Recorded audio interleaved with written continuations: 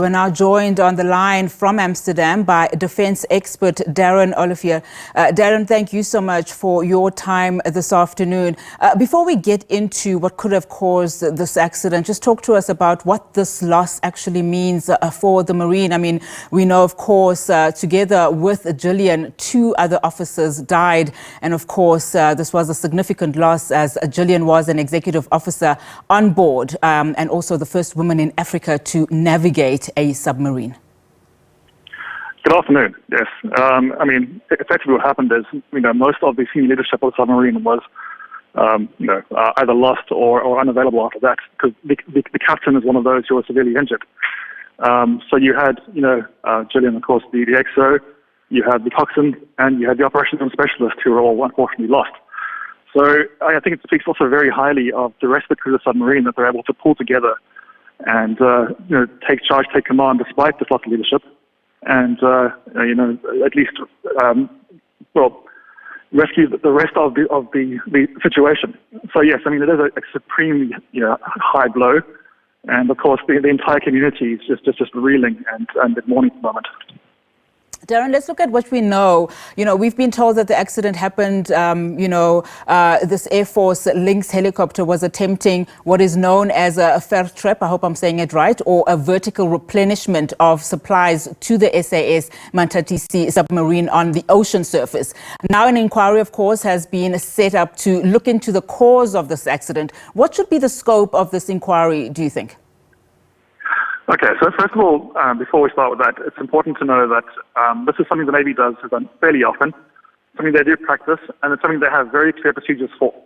So one of the procedures, for example, is that there is the use of a safety line, which is hooked up to the front of the submarine sail. And there's all kinds of processes around that. So much thought has gone into how to do this safely. So the first question is obviously, were all the steps followed the way they're meant to be followed? And so far it appears they probably were. This is quite, I think, a freak accident. So again, the first focus is around operations. Was every step done correctly? Was it done the right way? Was the exercise, was it called up at the right time in terms of the conditions? And so far, I think everybody seemed to do things correctly, the right way. What happened was a freak wave at the moment that they actually called the exercise because of the waves. Now, the next question is, of course, there is evidence that they were wearing safety harnesses and a safety line. Why didn't that help them? And, of course, this is going to now center around, was it attached to the time? How were they all attached to it? Did the part itself fail? So, effectively, the Navy are going to first start examining every step taken in the process, compare that to set-down procedures. Then they'll establish, basically look at every part of the parts that are mechanical, the safety line, the point at where it attaches, the harnesses themselves, and verify that those all work correctly and didn't fail. And through going through these steps, they should be able to find out exactly what happened and what went wrong. And of course, in doing so, then they'll need to design this into future procedures and scenarios so the Navy can still have these exercises in a way that is realistic and lets them learn the lessons, but obviously doesn't need to try to be like this in the future.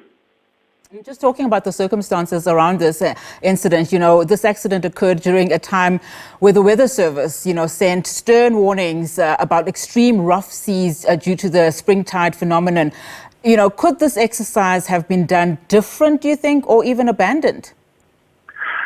I think that's going to be an open question, and I think the answer there is that it's really up to the personnel on the scene, the commander and, the exercise commander at least, to use their own judgment as to when it is safe and not safe. The most important thing, of course, is that the Navy can't only practice when it's completely safe and completely calm. If it did so, then it would obviously not learn how to be able to do the real thing in bad conditions. So there's always a very fine line between training in conditions that are realistic and training when they aren't, just too dangerous. And that very fine line is something that gets decided, in the moment, on the scene. Now, it does seem that they reached a point where they did decide that it was unsafe, and they did call it off. But unfortunately, it was just too late. This might just have been an unavoidable accident. But yes, it really is impossible to always be completely safe. Let's talk now about the type of vessel that was used. The SAS Manta DC is, one of the 3 German-built type Heron-class submarines. What else do we know about the submarine and its strength? So, it's a very effective submarine, one of the best of its type in the world, and certainly has served the Navy well. One of the issues, of course, the Navy does have is that it doesn't have sufficient funding to fully operate these vessels the way they should be. And certainly there have been delays in terms of the regular refits and other large maintenance items.